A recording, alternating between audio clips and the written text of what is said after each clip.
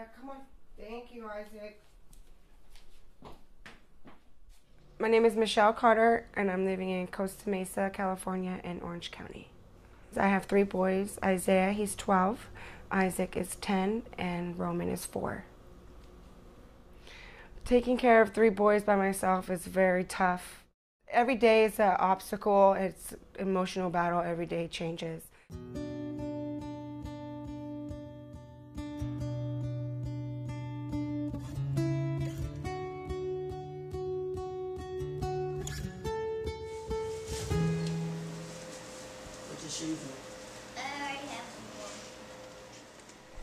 My name is Lynetta Grant. I'm from Washington, D.C.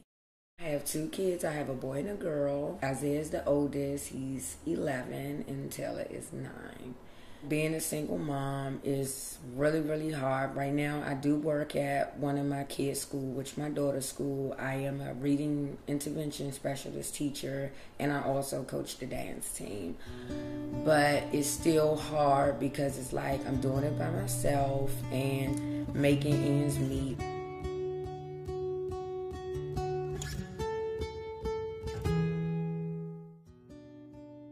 It's hard. It's tough days when you don't have everything to provide for them and you know they could have so much more.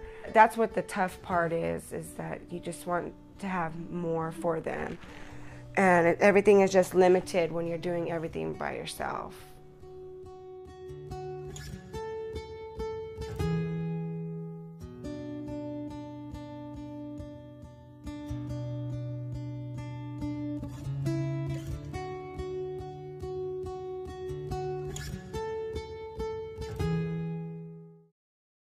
Here you go to work and put a smile on your face and say, hey, you know, I'm going to try to conquer the world. But then when you come back home and you realize, like, I don't have any food, you know, and you don't want to let people know. Right now we live in a small apartment. I kind of came to this situation because I had lost my job, a full-time job, and I kind of got out of luck. I didn't have any food. Had any food. My cabinets are bare. So I know it's other families that go through this, you know, and not really talking about it. For me as a kid, growing up was really hard. My father was off and on drugs. My mother was a hard worker and just worked and provided for us. Then finally he left, and then we went to men that are just like him. So it's been kind of tough, but I've kind of made the changes in my own life with my own kids to separate so that my boys don't go on with that same mentality of that's the way life is supposed to be, because it's not. I want to be a owner of an animal shelter that sells animals to people, so it could be a good and a service. I want to be a basketball player. An NBA All-Star basketball player? Yeah. How about me? What do you want to be when you get older? Play football. Yeah. It's the biggest decision that I've had to make, leaving like their father. We were going to go to a shelter home. I didn't have nowhere else to go. Every friend, every family member shut their doors down. And what was hurtful to me is because I'm not a bad person. I'm not a drug addict. I'm just a mother that needs to go to work tomorrow and that has 3 kids. We left and came here with not a spoon, not a plate, not a can of food. It was like 2 weeks before I could get to work and get a paycheck, so it was a really rough 2 weeks. Even then, bills were due, rent was due already, so it was all going back out, and it would be another 2 weeks of hanging in there. And then I applied for food stamps, and you have to wait for that too, so it was just really like struggling, and I've never had to struggle like that. Whoa. Hold on, I forgot. An individual like myself who works, who go to work, do what they need to do, my check is not enough. I get food stamps. It don't really last me. I normally kind of don't eat dinner. I juice because I'm like, it's too expensive for me to eat. And that's normally every day. A lot of times the kids at school may not eat the lunch.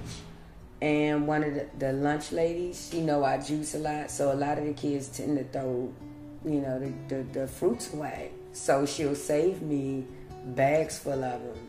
And I'll just bring them home. So I know I got that bag of food. Now today they had chicken nuggets and fries. They were able to eat, and I just juiced me up something and said, okay, it's probably cheaper than me trying to buy more food for me, and then it's not enough for them.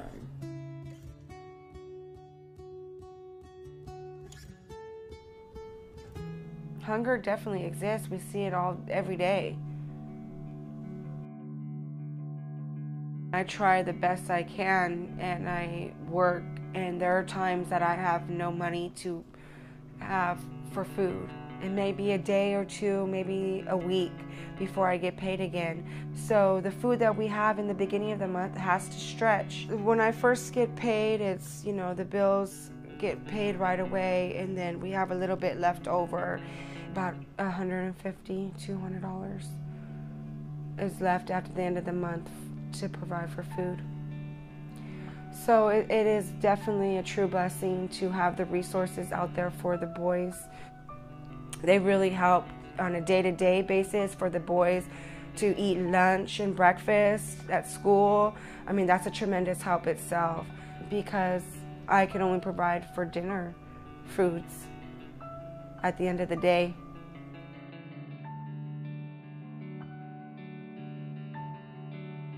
It's hard to accept things that are given to me, but just knowing that you could provide and have food and not be hungry is just, you could sleep at night. Hunger can really impact their future because it's hard to be educated and hungry at the same time. You cannot sit there and when the teacher is trying to teach or you trying to learn, you're thinking about your next meal.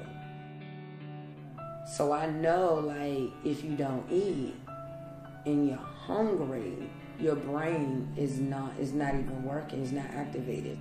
It makes a big deal when they get their school breakfast. It makes a big deal with the school lunch.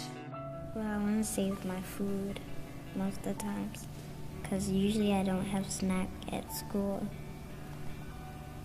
because we have to bring snack from home to school, and so I save my lunch, save part of my lunch, and eat it at snack.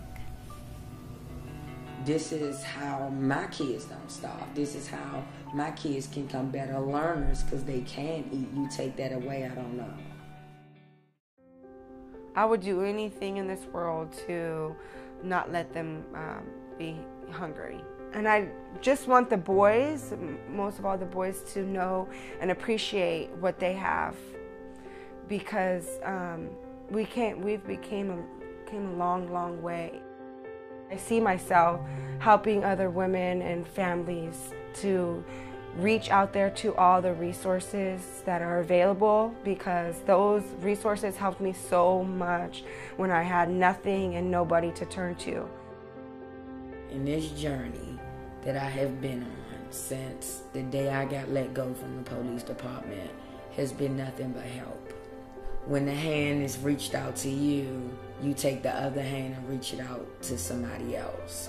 So it's always you're holding hands. Somebody's on your right and somebody's on your left. So you just gotta do it.